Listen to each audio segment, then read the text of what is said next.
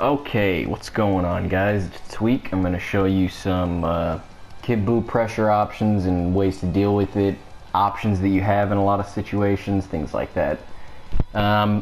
So before I start, I'm going to start off with something that is more so universal than Kid Buu specific, and then I will show why that it is better with Kid Buu than it is with most of the characters who can apply the same kind of idea, and that is using 5S as a stagger.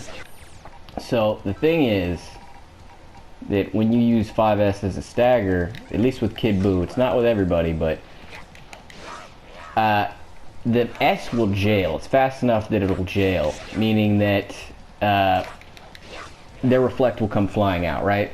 So you could do things like H into S, right? But anything you're going to do after that is reflectable, obviously. So the opponent has an incentive to reflect in that situation. Obviously, no, they're not going to do it every single time, but we have a way to make them want to do that. So, you could do, go into ball, or you can go into 2S after that. So you can do like S, 5H, 2S, and things like that, right?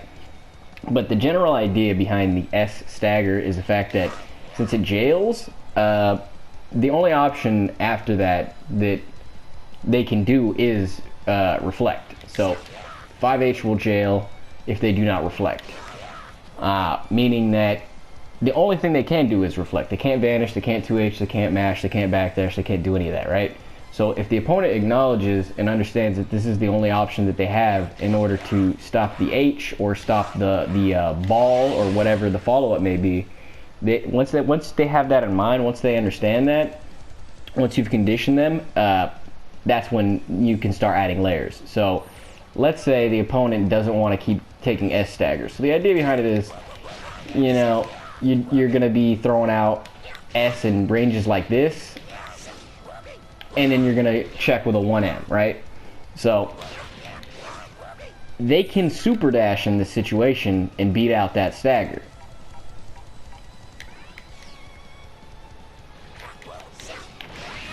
I'm not able to do that, right? So the idea is that once I've gotten them conditioned to want to super dash, that's when the 5H would come into play, right? Or whatever button that they're realistically going to press. If you delay the 5H, you can pretty much beat basically all button presses, including vanish. So that's very good. You just got to keep in mind, like I said a million times already, their only option really is to reflect. Because if they try anything else, the 5H will beat them out. So the reason that this is particularly good with Kid Buu is because he's one of the few characters who have two separate commands for Ki Blast. He's got 2S and he's got a standard 5S. So these mind games that, while they are very good for most characters, they're even better for Kid Buu, because I can introduce not one but two Ki Blast stagger scenarios in one block string. And every time you leave a gap in your string like that, you are giving your assists a chance to cool down. So while they are gaps that the opponent can get out, you're not necessarily at any risk, since their only option is to reflect. And since you know that, you can use those instances to bait the opponent. Otherwise, if they keep blocking, then you will get your assist back and you can continue to pressure them forever. So you got to take advantage of the fact that you have two Ki Blasts, meaning that if I'm playing the Ki Blast mind game I was telling you about between stagger or 5H, right? Scenario 1, they do nothing, and I continue pressuring them, my assist starts coming back, and I can continue to repetitively pressure them until eventually they want to press a button, otherwise my assist will keep coming back. So eventually, whether it's a guard cancel or reflect into a tag, maybe they try to mash a button or try to vanish, you can essentially cover all of those options very easily, because the only real option they have to do is the reflect. Everything else will get pretty much stuffed out. So when you have two in the same mind game, that means I can do, let's say I wanted to read the super dash and I went into the 5H to read the super dash, but you didn't challenge that time. I can go into the 2S and now I'm in another mind game. So that's already two layers that we have. And I can backdash from here, I can forward dash, so I can go into the 2S, and if you reflect, it will auto bait your reflect. Wait. I'm sorry.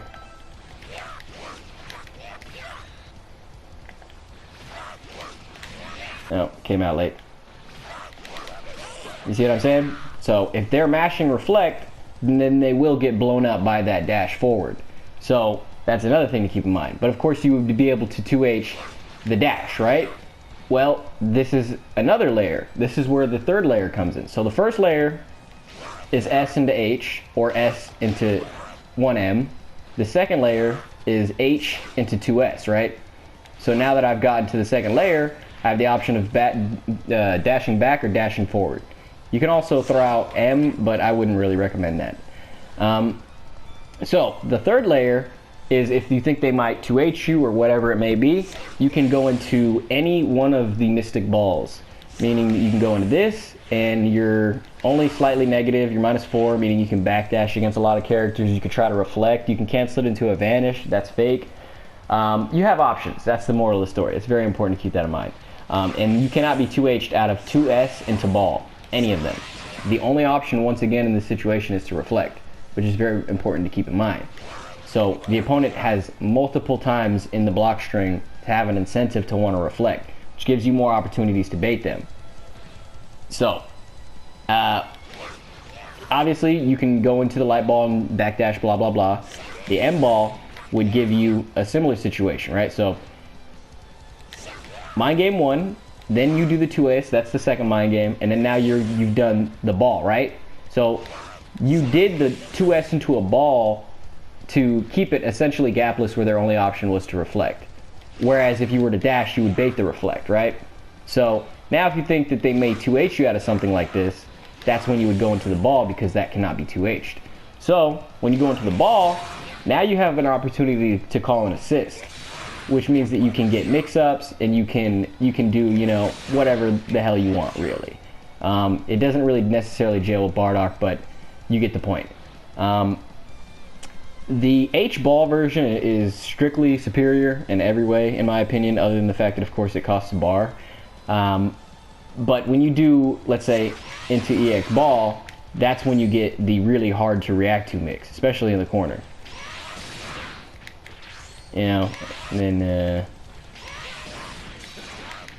it becomes very hard to react to. You know, like it's a lot harder to react to that than it is to the bounce off this, because this has a lot more landing recovery. So keep that in mind. H ball is almost always superior, and the thing is that if you go into a ball off of this, that's like your fourth layer already, where you had an opportunity to either do a true block string or introduce a mix-up on the opponent where they have to commit to something, or you continue to get your assist back, right?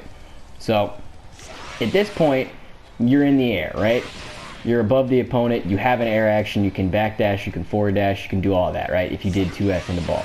So from there, you have another set of options.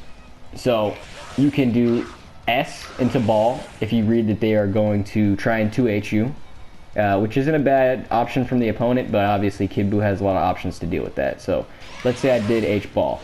I could also backdash and bait the 2H, and then I can super dash and punish it. Or I could backdash, and if I think they're going to cancel the 2H and vanish, that's a 2H. You know, I know my opponent's options, so I'm pretty much essentially prepared for whatever they're going to do in the case that I do backdash. You have the S to beat out the 2H. The opponent is able to dash underneath if you don't have an assist to call, in which case, if you read that, you can always do a jump back H, which is a pretty good option. So let's say, right?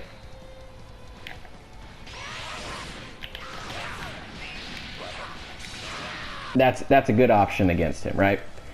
But as the Kid Buu player, you can account for when he has his assists and when he has an air movement left. So if he doesn't have an air movement left, then you can definitely dash underneath him for free and there's nothing he can do. So if he's like solo and he already, like, let's say he did like EX ball, like he does something like this, like, right, he does like a backdash and then he just does fucking EX ball again, right? Let's say he does that. In that case, he doesn't have any more air actions left. He has to pretty much just go through the landing recovery, in which case you can dash under and do whatever you want. So also keep in mind, This right here, if you do choose to reflect, and they go into the EX ball, you can punish EX ball.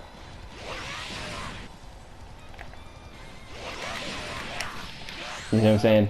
So you are able to punish that, and you got to keep that in mind.